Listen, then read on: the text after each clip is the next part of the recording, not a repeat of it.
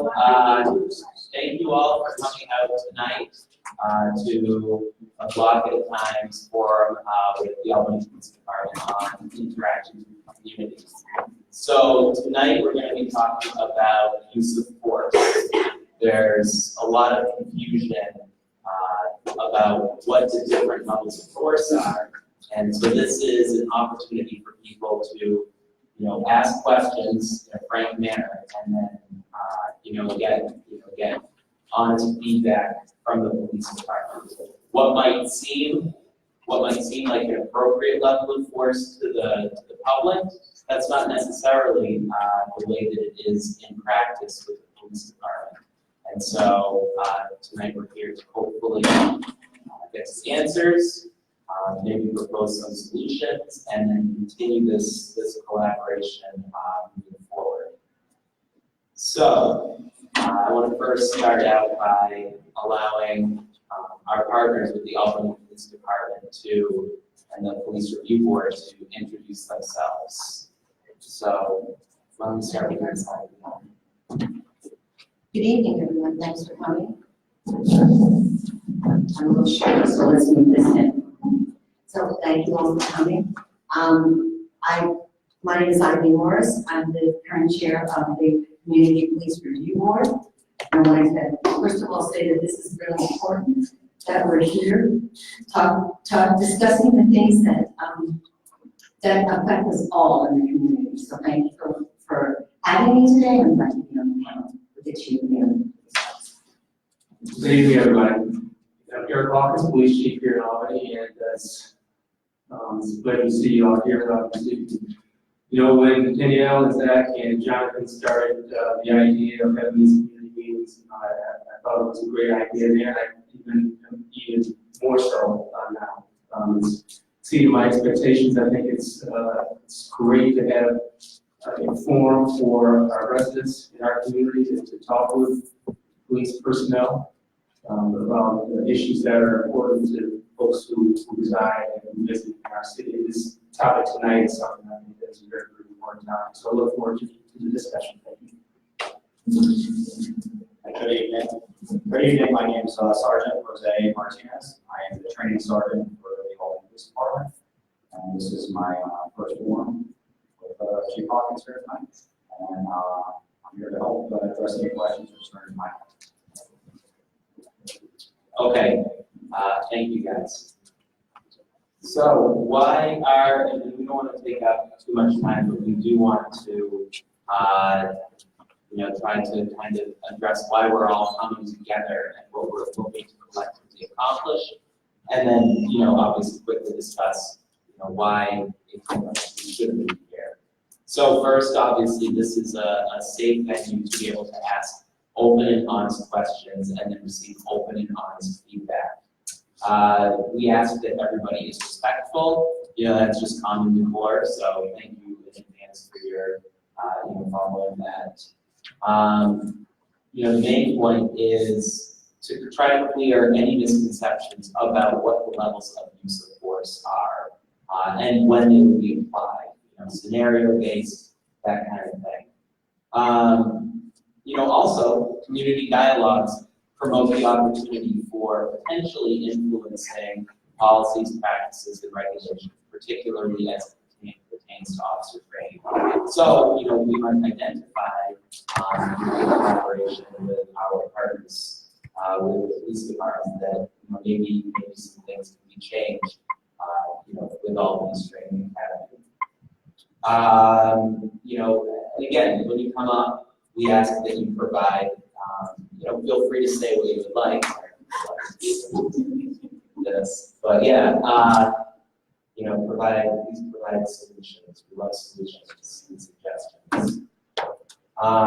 And then also discuss how we can be involved. We as community members can take an active role. Albany is a model for community-driven policing, and so it's important that we continue to embrace that and work with the police department collectively to make this a safe community that everyone is able to live, work, and play in.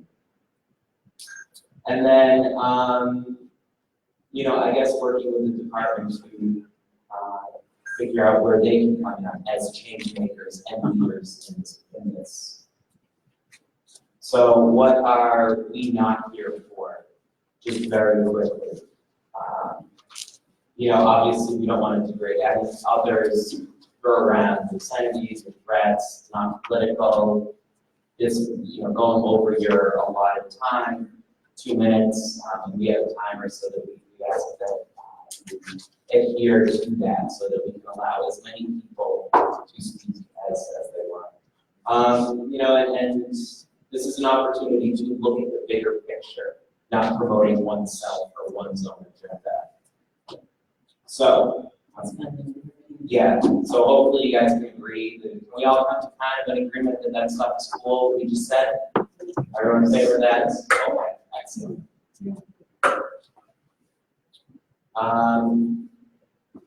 So let's begin.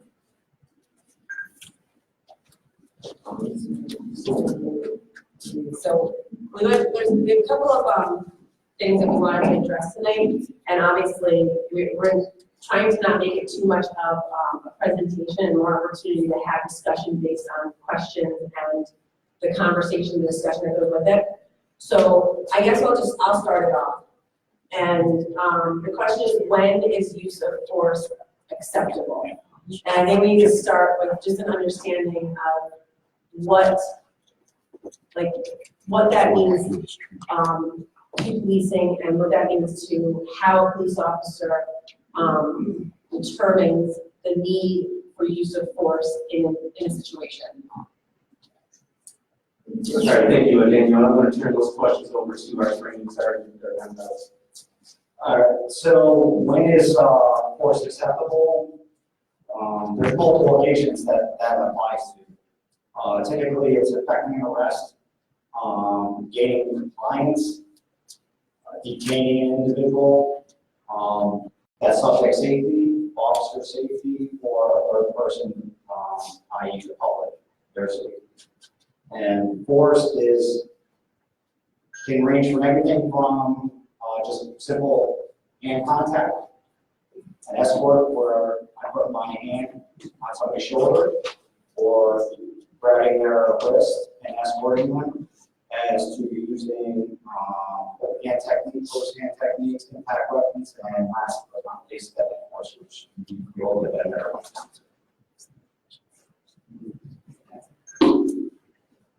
Repeat the last one again. Hopefully it doesn't come down to Deadly physical physical force, which would be what? A cell phone? So, deadly physical force would be use of a firearm. Oh, please. Okay. And very quickly, for people who just came in and who aren't here, this is also a block of working to promote inclusive, accessible communities throughout all of this. So if you're not able to attend, this is being live streamed, and then the video will also be available for people's review after the fact. But moving on, so how would you determine the level of force necessary in a particular situation you might encounter?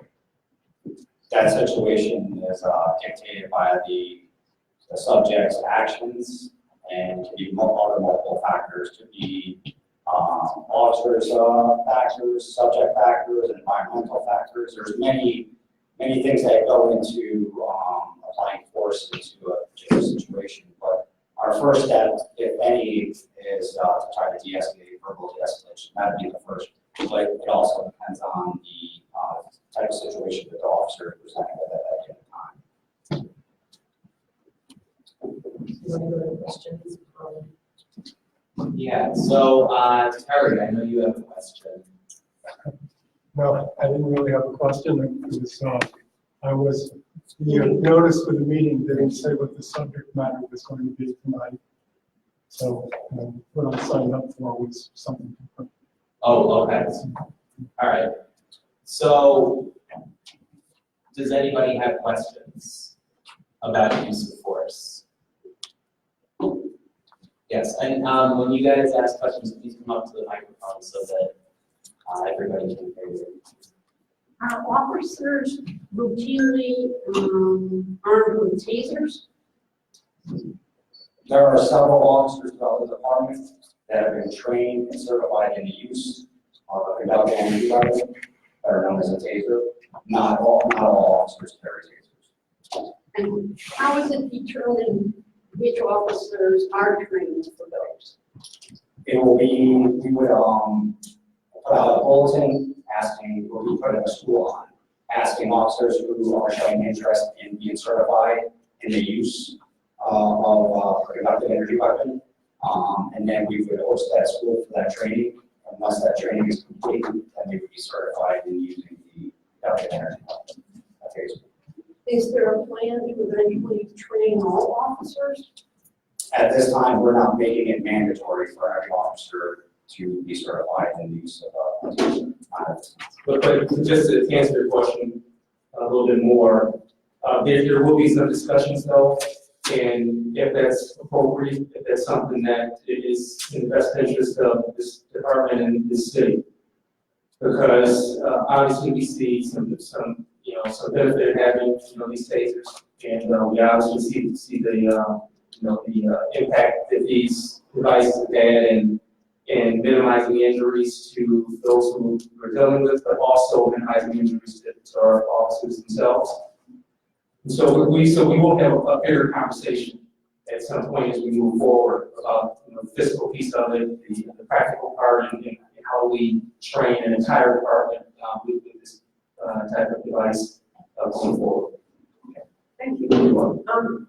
Sergeant? Yes. Could you please explain the difference between the stun gun and what the taser adds to it with they're typically, the conductive electricity, it's two different modules basically, correct?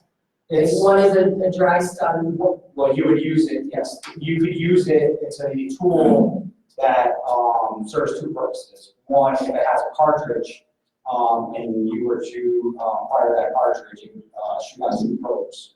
And those probes, if they make contact, there would be an electric current, 50,000 volts, going through those two probes. If that malfunctions, which if they do, they commonly do that, or if you don't make good contact, if the subject is wearing a heavy jacket, or multiple layers, they will not penetrate through that. And then officers could revert to removing the cartridge from the taser and then using the taser itself, making contact with the subject and dry stunning the individual, trying to gain compliance that way. Right, So it serves two functions. the dry stun is a muscle, it's basically, it's more an isolated weapon, correct? So the stun gun would be an isolated part of that body, wherever you're directing that dry stun to, so if it was the back of the thigh, you would only be in that particular area. While if the taser prongs are in place, that's full.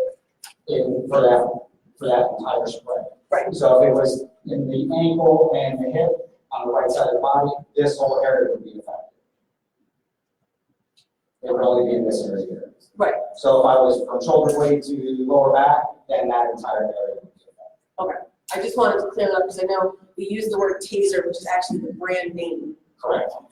But the taser adds an extra element to a dry stun weapon with the cartridges in place. I know there's been a lot of confusion, there's a lot of interchanging of the wording, that the same action that occurs when two prongs actually make contact is not the same as when a dry stun is initiated without the cartridge. It's still delivering the same hook and the same wires. There's no difference when it deploys. It's delivering the same amount, 50,000 volts, either by dry stun or by a spread of the darts. Okay. It's only the purpose is the darts are you're trying to get a bigger area. Because when they come out, they spread, and the goal is to get a wider area. Where the dry stun is just one particular spot, and that's not only.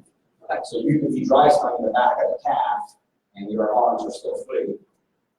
This is the only area that's affected, so, essentially I can still be using my hands and arms. Okay. Thank you.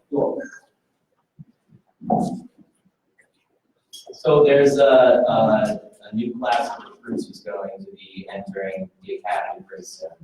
What's the, like, and you were talking about like different schools that officers go through. What are some of the, other options, like hand-to-hand combat? What's the emphasis on that? And then as it applies to real-world scenarios?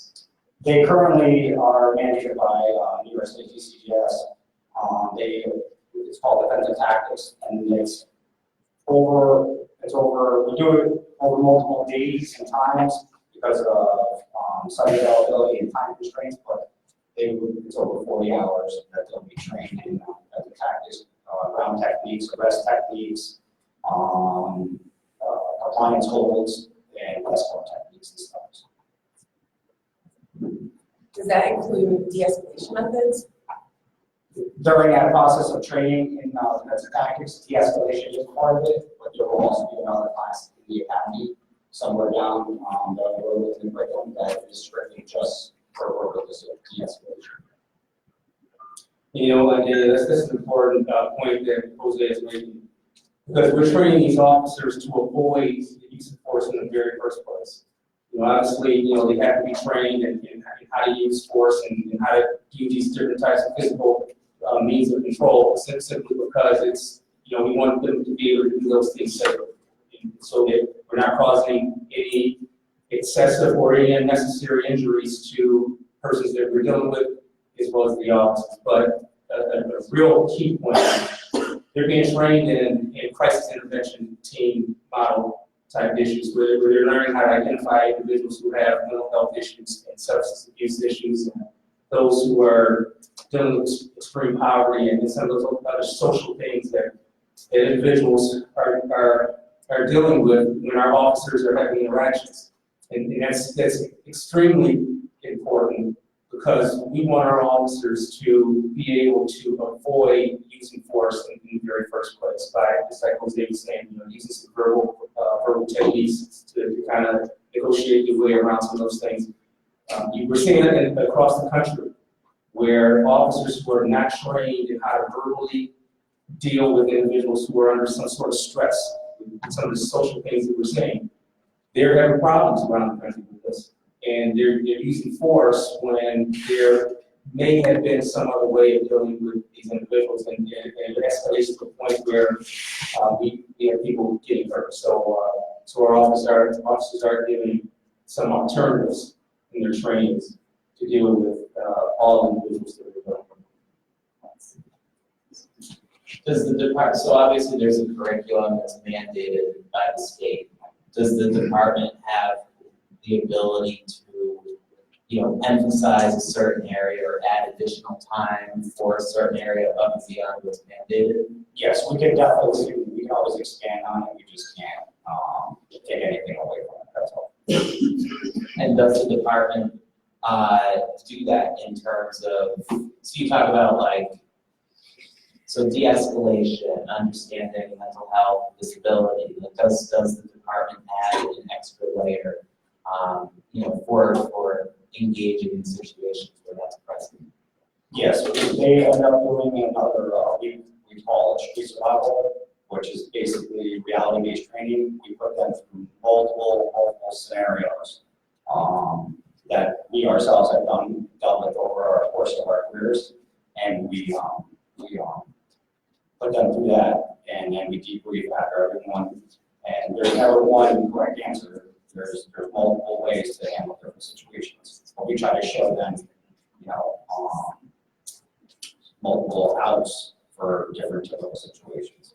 A great example where Jose is talking about is just last night, or 2 nights ago, we had a situation where our officers encountered a person who had a handgun, and shots had just been fired, and shots fired by this person who's carrying his handgun.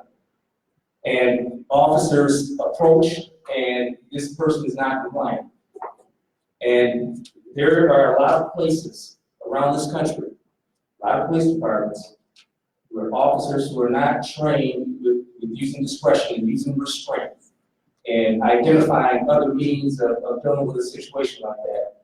May have used some level of force that may have turned out to result in some injuries or maybe deaths of some people. And so because of this training that our officers get in identifying those sorts of things, the training that they just said, they're going through all these different scenarios, they're being put in the key of the battle, during the training. So when they get out on the road and they experience this, they have some degree of familiarity with that type of situation, and they're able to respond appropriately. So very, very proud of that type of training and response that those officers have there. Yeah. Oh, Can you can I ask you,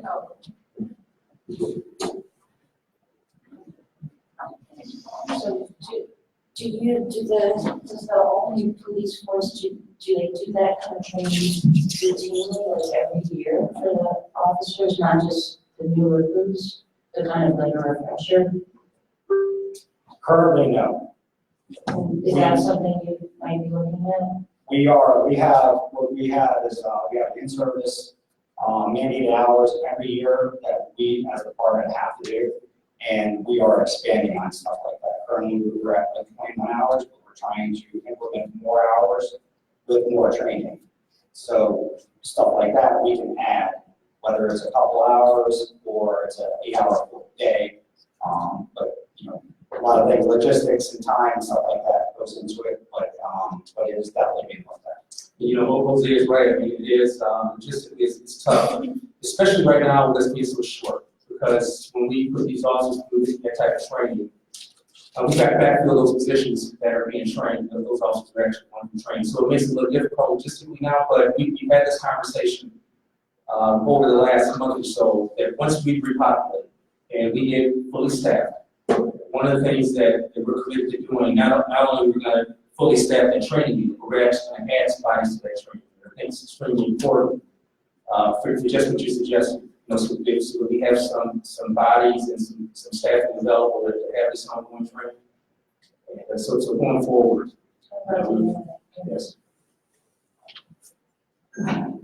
Thank you. And if people have questions, feel free to come to the microphone.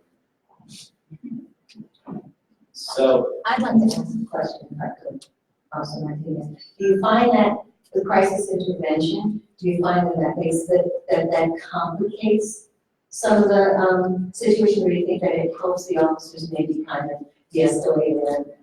Do you find it? Do you find the difference before crisis intervention was introduced into now? I couldn't speak on everybody. I think that's independent on each officer, whether or not they believe in certain situations. There's some officers who don't end up on day-to-day calls where they're dealing with somebody in crisis, where others are dealing with them on a continuous basis. But from several officers that I've spoken to who have received that training, they found it very helpful in helping them de-escalate, a verbal de-escalation of that incident. It's actually, prevented injuries both from the officer and that individual themselves. Thanks.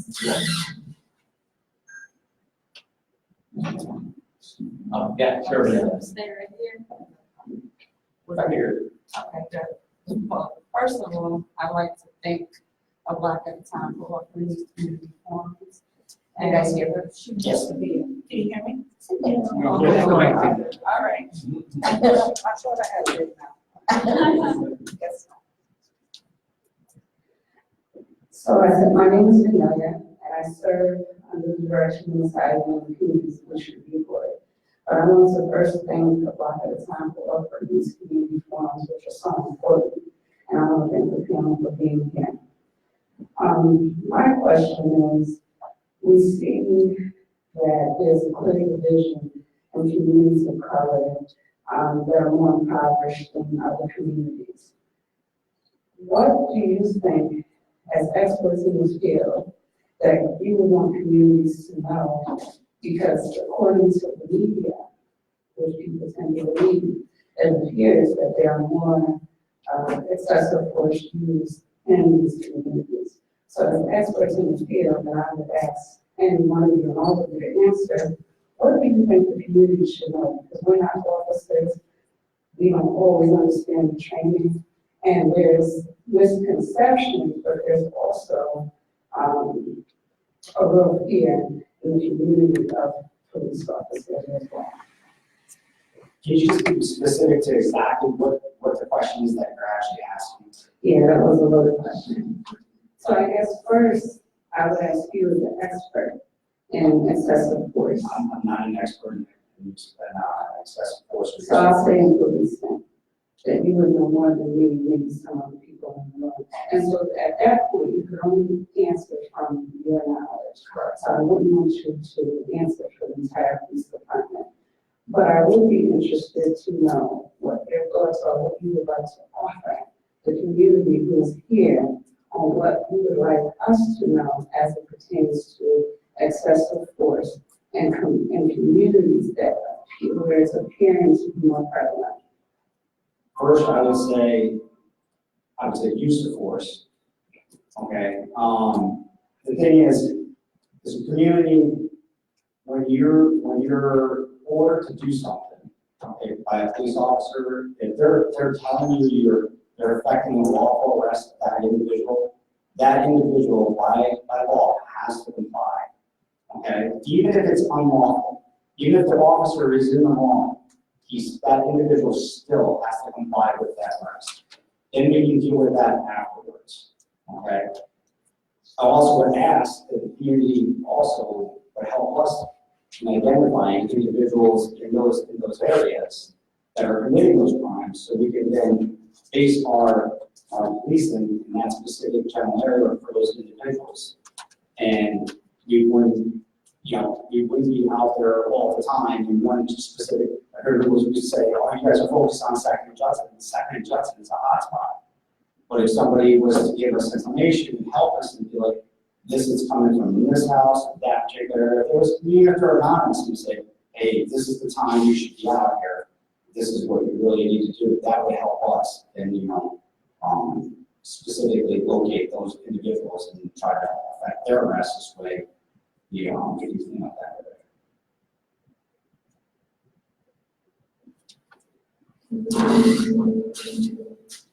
So, Jose, brings up some great points, from the perspective of some of these officers that are out there. And they're doing this, they're seeing, and they have an awareness of the perception. But they also have a knowledge of where some of the issues are and what some of these costs of service, these costs of help are. So there's a great perspective from that. But I would also like our community to know too that police departments in general, and I talked with law enforcement executives from around the country, and we're all aware of the issues and the perceptions and what's happening, in our communities. And so what I would like to say, what I would like to convey is that in general, law enforcement is trying very, very hard to even understand a little bit more about some of you talked about the fear and the apprehension and some of those other things. We still need to know that. We've got to support our officers because these officers are out there and they're still putting their lives on the line. They're a tough job. They're tough times. So we've got to continue. We've got to constantly do that. We've got to let them know that. But we've also got to let our community know that we feel, and we've got to truly feel it. We've got to be empathetic. We have to truly feel what the fear and the concerns are from the folks that we're dealing with, those that we're told. Because I think sometimes, and this is just not police work, this is in general, sometimes you forget that those who need you the most, sometimes they're hurt by some things that you say or you do. And we've got to acknowledge if we cause hurt. And then we've got to let those who we hurt, whether it's hurt because of something we said or did or whatever it is, let them know that that's the case, and then truly try to work with whoever we hurt to make things better. I'm very, very optimistic about what I'm seeing. I'm optimistic about what I'm seeing at all. We've got great people in this police department. got great trainers that are leading these men and women as they're coming in and learning things as 20 and 21-year-olds in a very, very complicated world. And I think it's important for us to realize too that, these are 22 and 23-year-old men and women who've got to navigate their way through, all of these isms that we talk about in society. All of these things, in mental health issues and all of this substance abuse. They've got to navigate, and they've got to answer calls for service, and they got to do it in a way where people understand, and do it in a way where it's safe, do it in a way where there's positive outcomes. And we're asking this from these 22, 23-year-olds, and we're asking them to be subject matter experts in all kinds of stuff. And then when they don't quite, or when there's a perception that they don't quite get it, or that they don't quite understand, then sometimes, in my opinion, I think we're much too hard on them. I think we have to have some understanding about what these young men and women are doing in this very, very complicated society. And at the same time, there still has to be consequences for bad behavior, and you still have to make sure that they have some basic understanding of how to be empathetic and those sorts of things. So, but overall, I'm very, very optimistic, and I think that, especially here in the city of Albany, I think that we're on a positive path.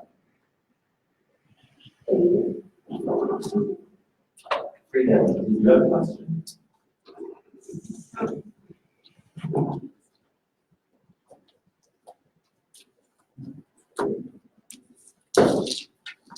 I'm Freda Terrace. I live in Albany. I live in Pine Hills.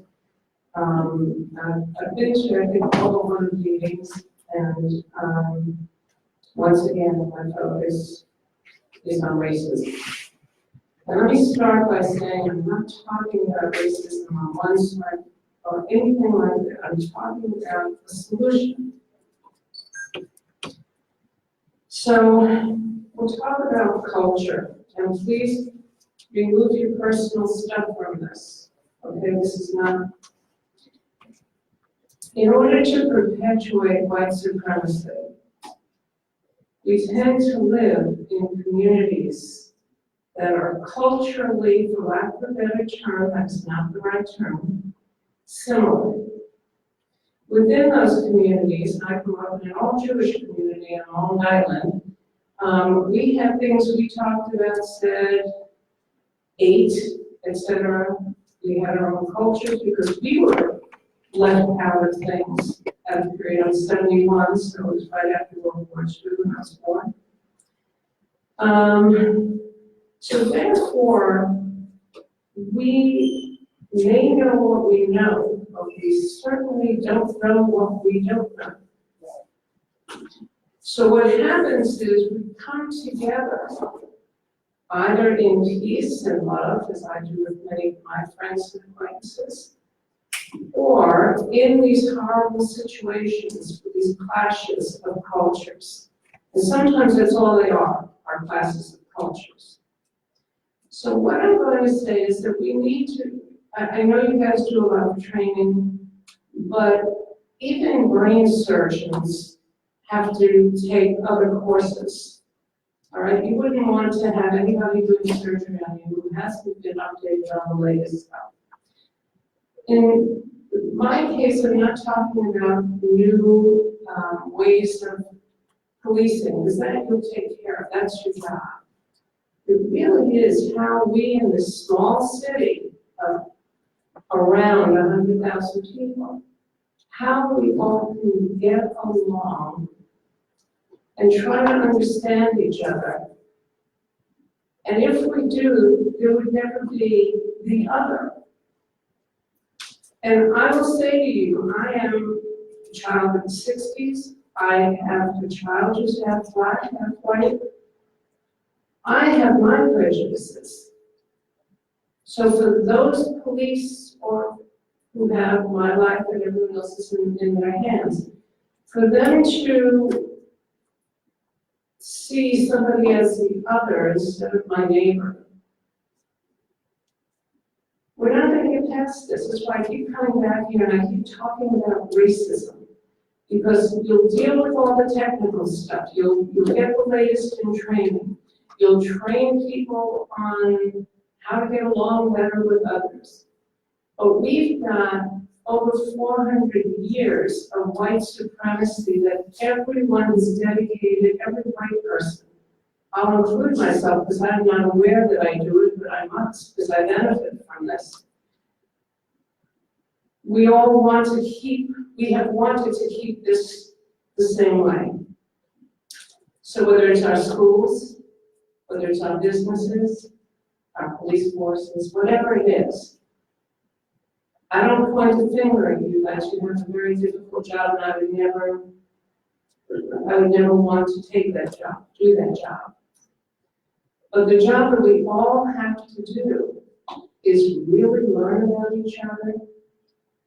The fact that I ate chopped liver and you may have eaten, I'm going to take a guess, but maybe not, on pork, or whatever your foods are, greens, whatever. That's all an expression of our cultures. And it's all good.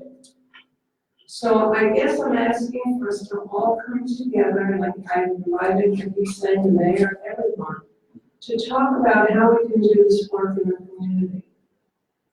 So that we're not dealing with these issues forever and ever. Because to me, that's the only way to end it. But I thank you for coming. I thank you for dealing with this. I thank you for the work you do every day. Like I said, I couldn't have done it. But I'm going to end with, I was coming home from Regina. And I just took the AARP safe driving course for old people. So my phone went off and I had a text. So, good girl, I pulled over. And suddenly somebody knocks on my window. Well, I drive a Prius. I'm very aware that most people who drive Priuses are white. Not all. I could have knocked that cop down by just going like this to him. He was, besides being very young, he was very skinny, and he stopped to see that I was okay. Now, would have he done that if I were a color? I don't know. If I were driving a different kind of car, I don't know. But the fact is that I had a sigh of relief that he was there for me. And everyone should have that same sigh. So once again, I volunteer to be in any group and to do any work, anti-racism work in the city of Albany, so we can all be one community. Thank you. I'm just gonna speak on that a little bit, because I think that's what brings people to community service, right? Like I said, I think that if you care about the community and you care about where you live, you see that other communities don't have the same advantages or the same resources, that it's really important for all of us to understand that we talk about this a lot. We are one community. It's not, the police officers may come from, live in a different neighborhood, they may not live in Albany, but when they are in Albany, it is one community. So how do we, as a community, get involved in a way that those of us that are affected have a voice to speak about the things that we experience that may be different from our neighbors who are uptown or our neighbors who are not the same race as us. So I look forward to that, because I think that these conversations with a block at a time are what's going to start to kind of break down some of the kind of boxes that we all, the different boxes we stand in, because I'll stand over here and say, look, I come from Arbor Hill, okay? So I know that my expectation is not the same as maybe Fred's from, she was in Pine Hills. How do we bridge that? How do we do that as an entire community? So I think that we keep coming back to that. So I really, really appreciate you guys being here, because I think that if we continue to talk to those that don't have the time to come or aren't able to show up and kind of talk to them about what we're experiencing and what we've heard here, I think that might start it. So I'm optimist, sister. So, that might be just my optimism, but I think that this is a good start. And so if we could commit to all the people that are here now, to say that I'm gonna talk to my neighbor, I'm gonna talk to some youth that I know that are experiencing some not the best interaction, and maybe that will start to move us toward the one community that we really want. Okay, it's just, I'm done. Thank you. Yes, you have a question? Yes, I have some concerns and some questions.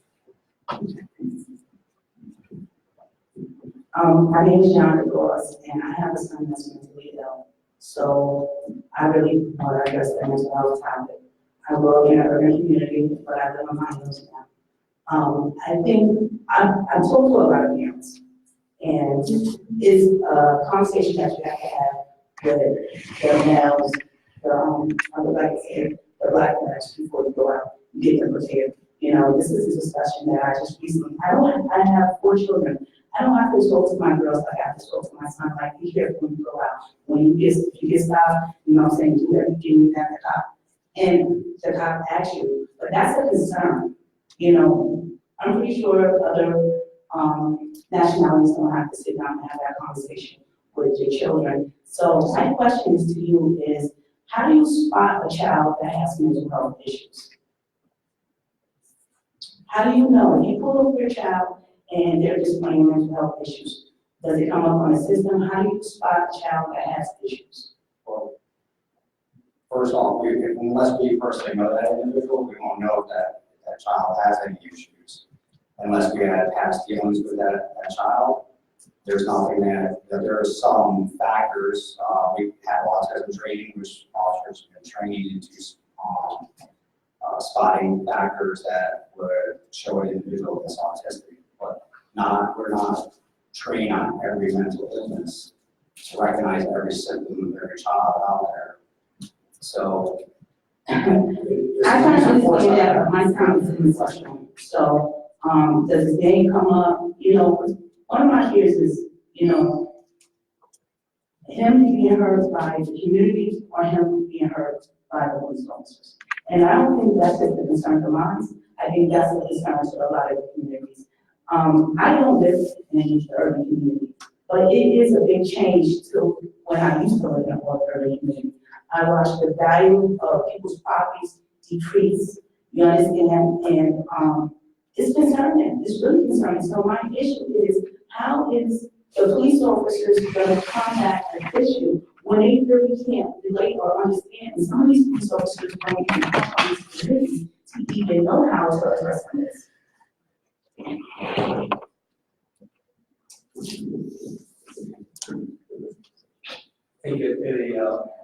think at a bigger level, the officer, Jose, right, they don't, you know, they're not trained, you know, mental health professionals.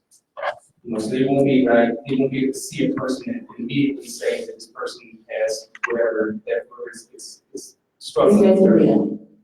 So they won't be able to immediately say that or even come to that. But here's what's I think is the takeaway here, is that these officers they're going through crisis intervention team training. They're going through it. Jose said exactly, you know, identifying signs of autism and other types of mental illness. And the reason I know and I'm so impressed with this is because I recently sat through one of those classes. But not only that, I think it's this. How do these officers know how to address the situation when they don't really know how to deal with the people? My thing is this. I don't even know how to deal with some of the people at some time.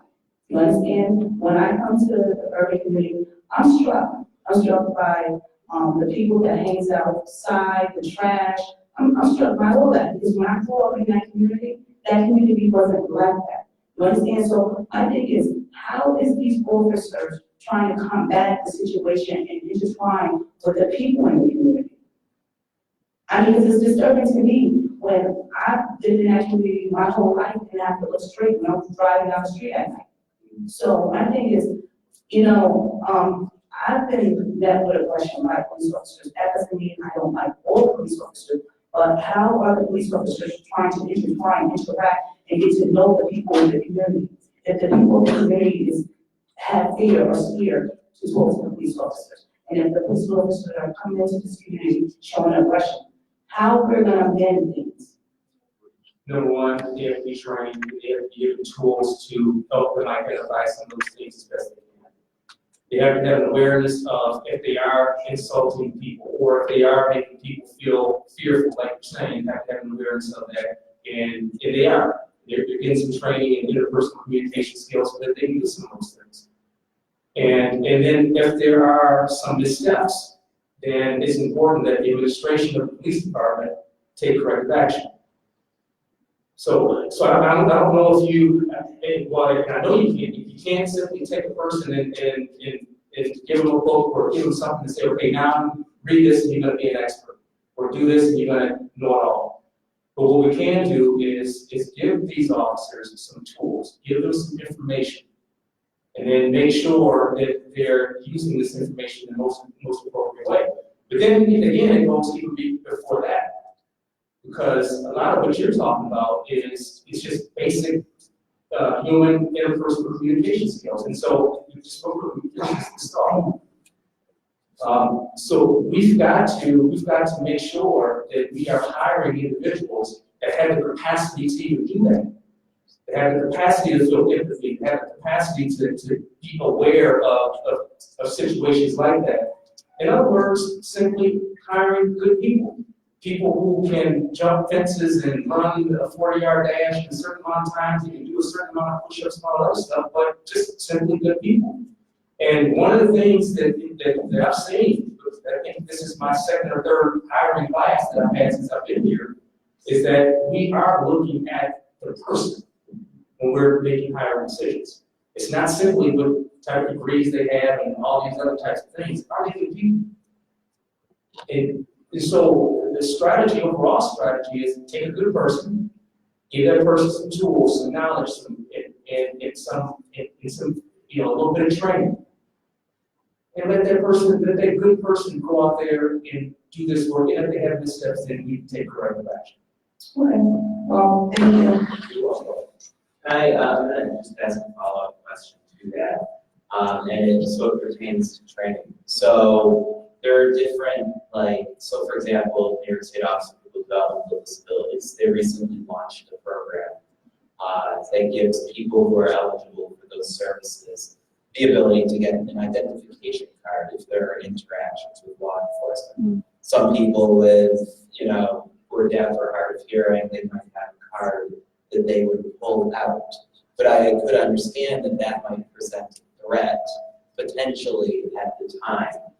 So I'm wondering if, knowledge of these resources is incorporated into, officer training. Officer of mental health, the Office of Mental Health does come in and they do a lot of training in the academy. If that's something that's recent, I'm sure the Office of Mental Health will address that with the current academy. Let me just add something too for the young lady who's just up here. Because I want you to understand that this issue is very, very important to me because, in my old job in Michigan, as chief, I knew, I saw what the studies say. The studies are saying that folks who have mental health issues oftentimes are involved in more use of force incidents with police officers. And a lot of times there are severely bad outcomes from that. So it's important for me to make sure that the officers that are under my command are as first as they can be with that in that area. And I also want to say that if this can, give you any sort of comfort, at all, during my 8 months here, almost 10 months now, I've had a number of compliments from people about things. I've gotten a few complaints about things. One of the things that I've been very encouraged about is that I frequently get compliments from parents of individuals who have mental health challenges or other family members. And they're writing over and say, Chief, I had to call. Because what we have to understand is that when you call, you're calling because there is some sort of crisis that you just want help with. You don't want the officers to come and you don't want this bad outcome where now your loved one that you simply asking for help with now ends up in worse shape than they were before. You just want help. You just want some assistance. That's all. And so I'm getting these compliments from a lot of family members saying that they want to commend the officers who are going out to these calls for service, these calls for help with individuals who have mental health challenges, and they were very, very satisfied with the approach and how these officers handled that, and how these officers de-escalated that situation so that it was a more positive outcome. Can I just make a statement? Yes. I've had the police come to my house 75 times. I deal with a child that has severe mental health. They don't come. They don't do anything. They don't try to de-escalate the situation. If, dealt with suicide. So my thing is this. I worry about my child because I know that he's, majority of the time, is in a crisis mode. But the people that he might interact, if he goes into the urban community and he interacts like that, I'm scared that he's going to be hurt. If he interacts with the police, I'm scared he's going to be hurt. So the majority of the time, my thing was this: when the police officers are dealing with mental health patients or people, do they come with mobile crisis? Because I never seen mobile crisis come with the police. I'm pretty sure that my son's name is in the system, and a lot of times we get a lot of officers that say, "Oh man, we can't deal with this issue right now," or mobile crisis. Sometimes mobile crisis take too long to come. By that time, he's been injured himself, injured me, or injured other people. So I was trying to figure out how are we trying to combat the situation with these officers dealing with these type of crises coming out to a home. You understand? I done seen parents, just recently, 2 years ago, the parent on 12th Street, where her mental health son wind up killing her. You understand? So these issues are real, and how are this is a real issue, and how are the police gonna be trained? Not just the up and coming recruit, but the police officers now, that's not up and coming. These what parents are fearing. I mean, it's mind-boggling to me that we're just addressing these issues. And congratulations, I'm glad you're here. Thank you. Do you have to go through the police department to get the crisis units come out?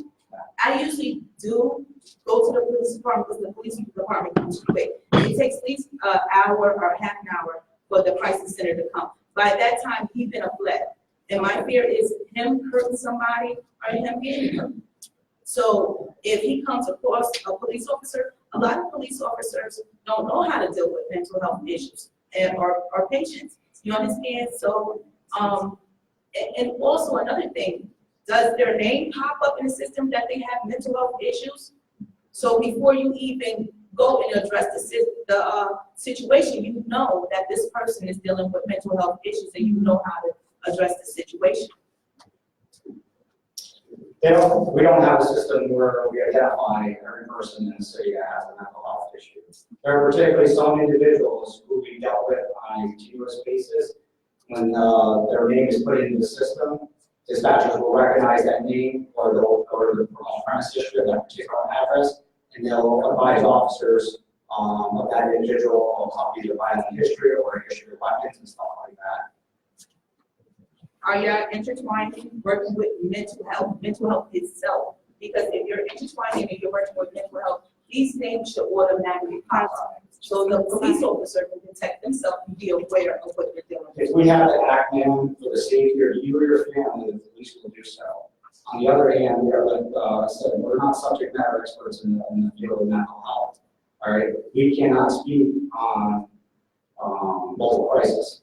That's the separate entity from what we are. But we do call multiple crisis for their expert opinion, and that's what we go off. We go off their opinion. If we have a primary care physician for your son, we talk to the doctor as well. Yeah, I was just trying to figure out how you're going to address the issue if you don't know. What issue are you specifically asking? And the child has been in mental health previously, had been into the crisis center. Do the name come up on the police system? No, it does not. Is there a way it can? So how are you going to combat this issue? If you don't know. You keep saying combat an issue, man. What is it, the issue you're asking? Whether or not we can identify children before we get to somebody's that's house? the main issue. That's the main issue. How can you address something if you don't know who's mental health or not? That's why we have to work with the state It might know, probably move on from this, but let me just say, I hear what you're saying. And it sounds like what you're saying is that there may be an opportunity to do more in this area. Now, I don't know if we, like Jose is saying, it may not be possible to even do that. There may be some HIPAA issues associated with that. There may be some stigma type issues when you place a person in there and all of a sudden they have this label. There's a lot of things that we have to consider before we even can think about before you can consider that. But I hear what you're saying. And what you're saying is that is there an opportunity for us as a police department to do more in this area to help the community? And I'm sure Jose, as he's doing this training, and the rest of us in the police administration, we're committed to doing that. And we're committed to looking for some. But I thought this was an awakening since we lost a person about 3 years ago on Lark Street being tased by a police officer due to this young man having mental health issues. This was a person that I went to school with. So when you're saying that we're gonna address the issues, I'm just trying to figure out when, how, and, because. Are you guys willing to interact with mental health and maybe social workers and learn some things from their departments? We have a crisis team that deals with that. With your current, not just your new employees, but your current employees. Yes, Do they have time to go and interact with the social workers and mental health to learn about certain issues like autism or children with cerebral palsy or traumatic brain injuries? Is that something? We're not shying away from any agency that's going to help. Okay. So as a block at a time, we would be happy to get parents of children who are mentally ill or disabled together to have a conversation specifically on that topic and see what kind of steps that you as parents would like to see if we can implement in the city to better address the issue that you're talking about. I'm sure that we can get more parents together that have that experience. Your experience is on the ground, and you're dealing with this on a day-to-day basis, so you guys have a particular insight into possible solutions for stuff like this, and we'd be happy to set something up to have that conversation and see about some possible additional steps that can be taken. Thank you. My name is Merton Simpson, and I'll be calling council legislator for the second district, which we're in right now. And I just want to say for the record, I'm a big fan of Chief Hawkins. I feel that we'd be hard pressed to find a more qualified, more committed person than him. But we're dealing with systemic issues. I came here a little bit late and I had a particular question that I wanted to address, but some of the comments that were made today strike me deeply, so I want to briefly comment on that. I've been a professional trainer in racism and overcoming systemic bias for a long time. I've trained judges and lawyers. I'm certified in several different forms of training. And training is necessary but not sufficient. If the issue was significantly only about training, then it wouldn't just be the disproportionate issues of excessive force for people of color. And so we have to know that there's something larger than just a training issue. Also, in the issue of mental health, you have to go back to the Jesse Davis case where he was known by people in the mobile crisis unit that he had mental challenges. He was in his home at his table and was shot. The first accounts allege that he had a knife and fork at his own kitchen table. A police reporter came earlier to photos and found him dead with keys and a toy truck in his hand. So again, we have issues of bias and how they manifest.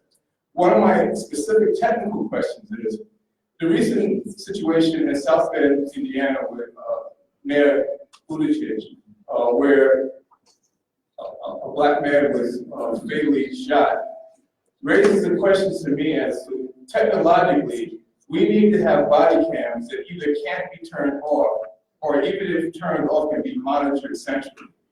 Nobody can tell me that I can control my security system in my home, turn my lights on and off, and we don't have the capacity to have technical instruments that can monitor a crisis situation.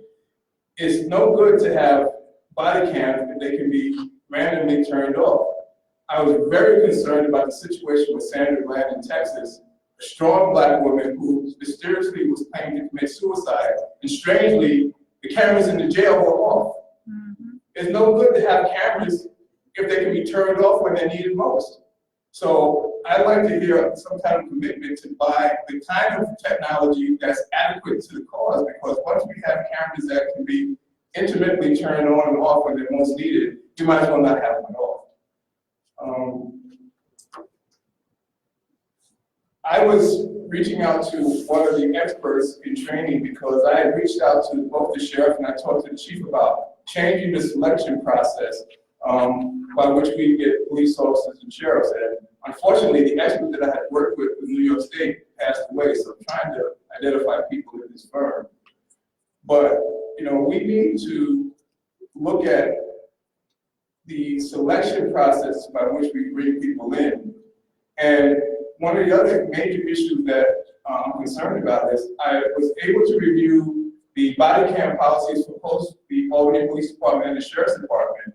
And what I found conspicuously absent was any kind of sanction or penalty for cameras that are turned off.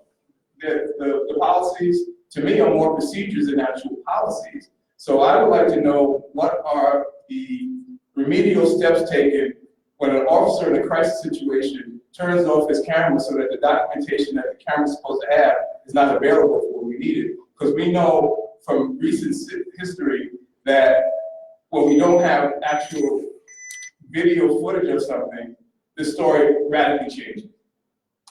So I look forward to a policy response to that. I don't know if you can comment on that now, Chief. Yeah, I'll take the overall policy piece now that we'll talk about the technical piece of it. Short answer to your question about intentionally turn off body camera to deliberately avoid having to record whatever is happening, it will result in discipline. If that in fact is discipline anywhere from up to and including termination. That's the short answer to that. As far as your tactical piece, these body cameras are extremely expensive and just not just the camera and the battery itself. We're talking about data, that's kind of my realm. But it'd be almost impossible to have a continuous body camera. The battery life wouldn't last that long. You would have to have multiple cameras for each officer, which then becomes a very, very expensive item for the city to have to purchase. I guess for me, the practical concern is you don't need a camera on all the time, but you need it whenever there's an engagement between the police and the community. Our policy dictates that anytime an officer is dispatched to a call, they are to activate their body camera. Or whether or not they initiate it themselves. So if it's in standby mode and you walk down the street, I decide I'm going to engage in conversation with an individual, it's our policy to have to activate their camera so this can capture. And like the chief said, the officer supervisors that are working, if we do routine checks, we do random checks on these cameras, and if we find somebody that's in violation of policy, they would be dealt with. If I can interject here, so body cameras probably are expensive, but the city's probably been known to buy it from a vendor or a source that wouldn't be the most efficient. Would the city and the people be willing to let a civilian company like my Apple Studios look at such body camera footage so we can actually have a sort of civilian presence kind of seeing it? And I think there are ways to make body cameras not be expensive and be able to be on continuously without needing batteries, because we have technology to have. There are very small cameras. So basically the city is just not buying efficient hardware, nor are they using the hardware in the proper way. I wonder if there's a way that we can improve that. I would say cover budget proposal and with research and proof, and I would bring that to the city. Okay, I shall. Okay, we have time for one more. Actually, yeah, we can do two more questions. So Marlon. Can I say one? I'm going to be brief. I don't go down board titles and everything. Everybody knows who I am. Marlon Anderson. I know what you're doing. Hope everything's working out well. See you looking well healthy and pushing the sick day, yes, sir. Please, there.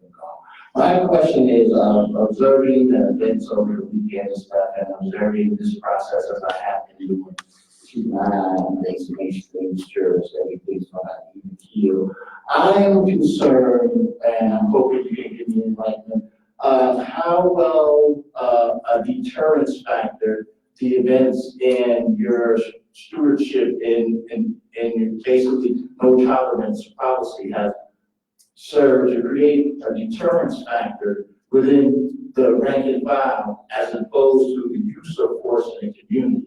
Because as summer progresses, and we essentially, as we've seen over the weekend, for the most part, we have kids for the most part, and that's what they are. They may be, 21, 22 years, but we got kids for the most part playing with guns, and I'm wondering why, well, as the summer comes and, the inevitable confrontations come, I'm just wondering, has the deterrence factor set in for them to understand the difference between viable situation for the use of force and not the traditional things, the ways that have been done prior to your administration? So my question is, do you feel that you have set up enough measure of deterrence, and do you feel that that deterrence has trickled down into the rank and file given the events of a few months ago of first week? Do you think that deterrence factor has been carried out?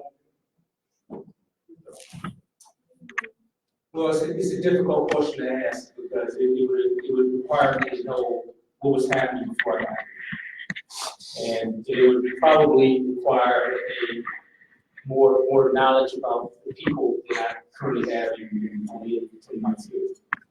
But what I will say is that during my time here, I've seen some outstanding, I've worked with some outstanding people. I work with some dedicated, committed professionals. I work with people who, during my time, I've seen do some extraordinary things. I've seen some things that probably could have done better.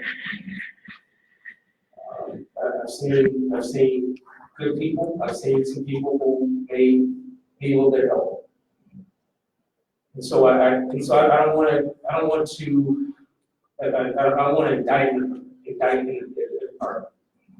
And I think we're on the right path. I think we have good people in good positions now that can oversee this place.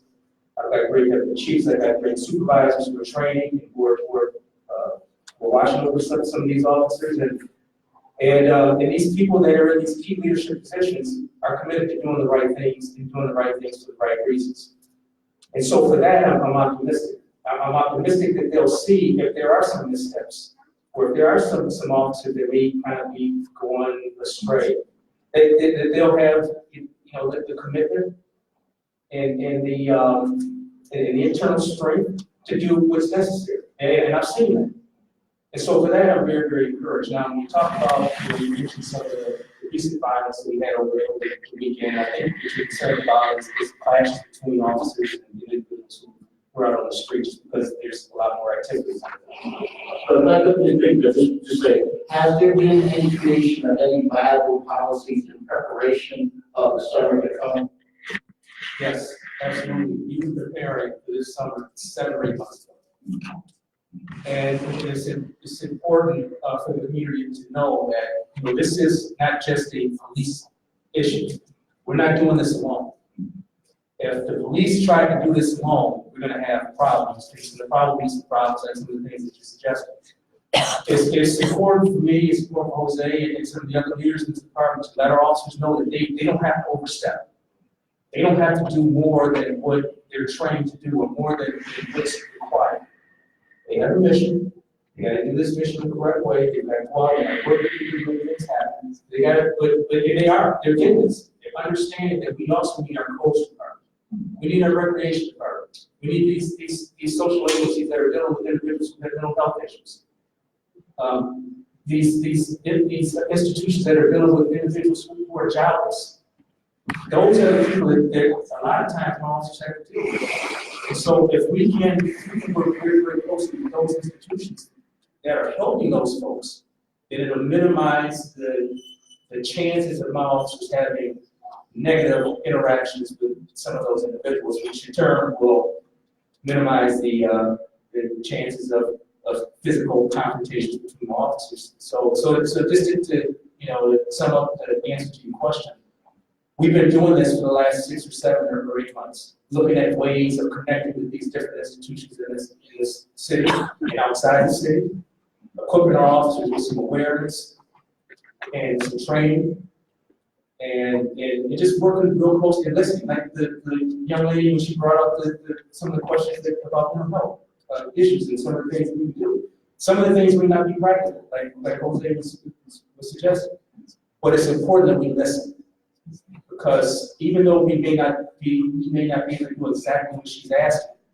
there may be some other alternative out there, some other solution that we may be able to implement that may make things better. So I'm optimistic that we move forward to this. Well, that's what I just was curious about, because I really want, for everybody to work together, but I think more of the onus is going to be on you guys to be prepared, and I mean extra prepared, because again, this is, how should we say, this is a tipping point. This summer will be a tipping point for the police department and community relations, because people are watching, people are concerned, and it's going to really be us, really going to be the onus, and I hate to say it, really burden is going to be on you to make sure that that the line is told, that the policy is followed, and then for us understanding that it's not only protect and serve, but to respect and serve. If you respect and serve, the public's going to respect you. So if we're not seeing respect, if we're not seeing it, not feeling that respect, I can only say I'm fearful what's to come in the summer. But as you're optimistic, I'm optimistic, and I'm here as needed. Thank you. Thank you, Marilyn. So I want to ask Ivy really quickly, so Ivy is the chair of the Community Police Review Board. So could you just explain maybe what the process is very quickly if people, and then the chief and add in anything they would like to close this out. So, the most important thing is that what we're talking about is how we come together as a community. So we are the Police Review Board. We were formally named the Citizens Police Review Board. It was started in 2000, and it is made up of 9 members. 5 from the Common Council, and 4 appointed by the mayor.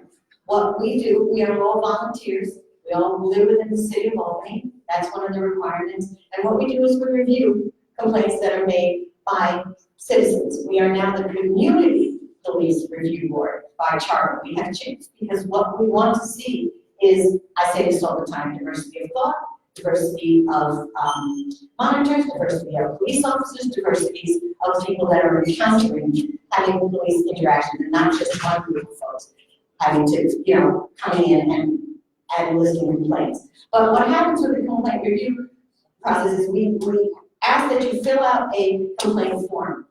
The complaint forms are available at the police department. They're also available at all the local libraries.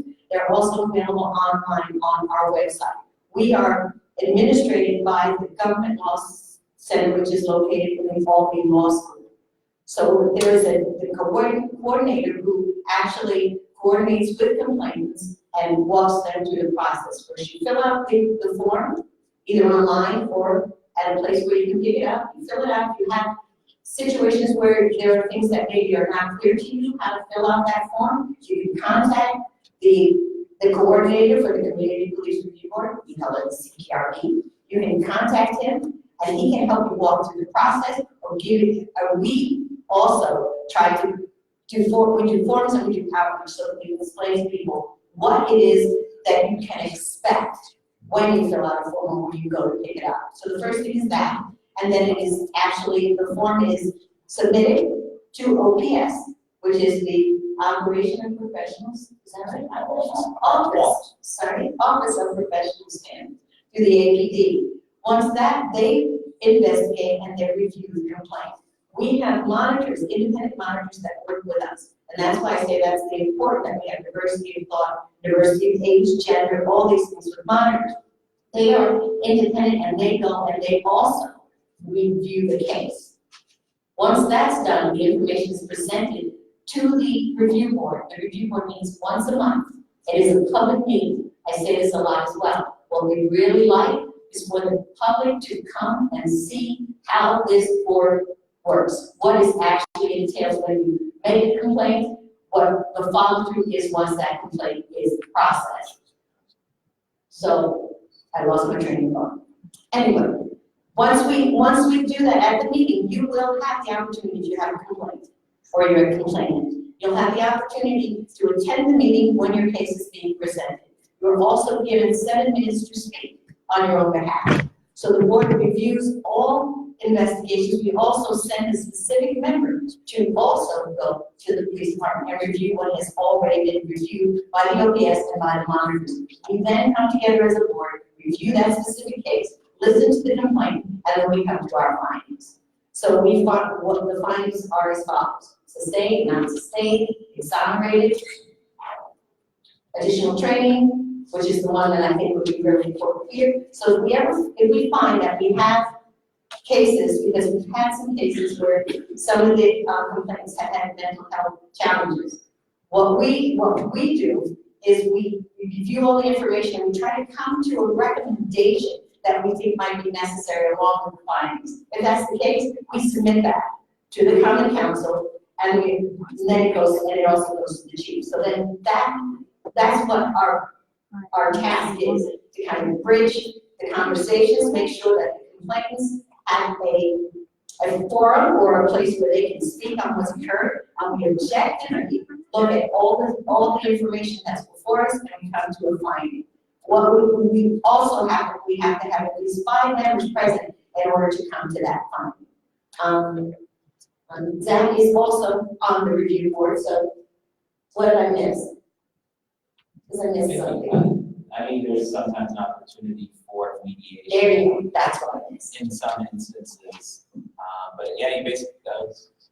Because what we're talking about here, I learned that something. What we're talking about here regarding training and everybody kind of working as together, the mediation is a really good piece. We don't use mediation a lot based on the expectations that we spoke about, based sometimes on fear, based sometimes on the sense of misunderstandings of what actually occurred in the interactions. But mediation would allow a complainant and the officer to sit in a safe space with a mediator and come to some kind of, I'm going to say, compromise, resolution, so that both parties feel, as we always say, heard and respected. So the mediation piece is the piece that I think is the biggest accomplishment that the CPRB has done, because I think that with mediation, as we're saying here, if everyone's heard, if everyone is able to articulate their position, and we respect what we've heard from each side, then we may be able to kind of have these solutions that we're looking toward to work together on. And I have to say, the police department has been very, we sometimes have meetings with the chief and the DC and with the commander. We have a new commander, we have a new deputy commander as well. We are looking forward to kind of, as the chief said, working toward the solution so that we don't have a continuation of the same. He said, she said, I was disrespected, it didn't happen, they didn't hear me, or they didn't follow my instructions from the police officer. I want to minimize that. So that's our task. Thanks. Thank you. Thank you. Chief, do you have anything? I just want to say thank you to Danielle and Zach and Jonathan for setting up these meetings. I think this is something that is very beneficial to the community. I look forward to going forward to come to these meetings, whether there's 10 people here or 1,000 people. I think it's important that folks get an opportunity to talk to their police department and the staff and personnel of the police department. I look forward to seeing you guys in the future. Thank you. Thank you. Yeah, so just very quickly, a lot of the time, the intent is, basically work with everybody throughout the community to identify what those needs are in each of our neighborhoods, in each of our areas, and try to address that. We're trying to be fluid, so we can respond to stuff, with our partners. But we also have some things that are scheduled on the horizon. So communication with the community, traffic, the state of the department, disaster preparedness, the opioid and crack epidemics, and then recapping the year and looking forward. So these are the scheduled things, but obviously we're fluid and They're the tentative stuff. We're working on them as soon, we hope to have them hopefully like a full schedule by the end of the month or mid next month.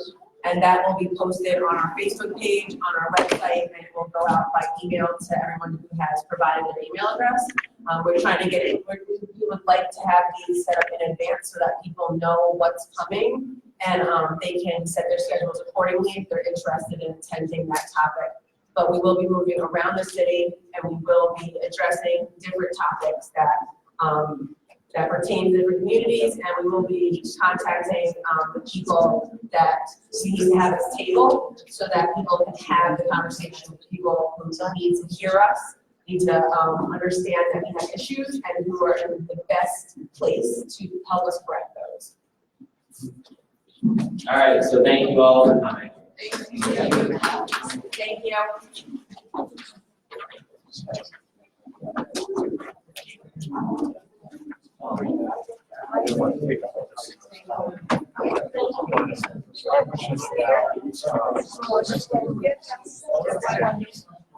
Often, I've been known to reference myself New York City in the past 2 races. One because we're not that far away. Evidence is right in the concert down there. I do work sometimes with traveling. On the other hand, also I found 3 examples where contracts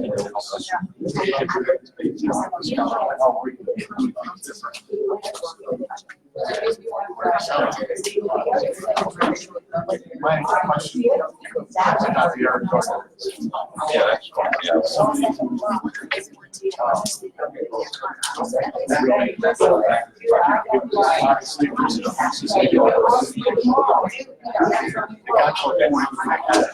At least 5 officers.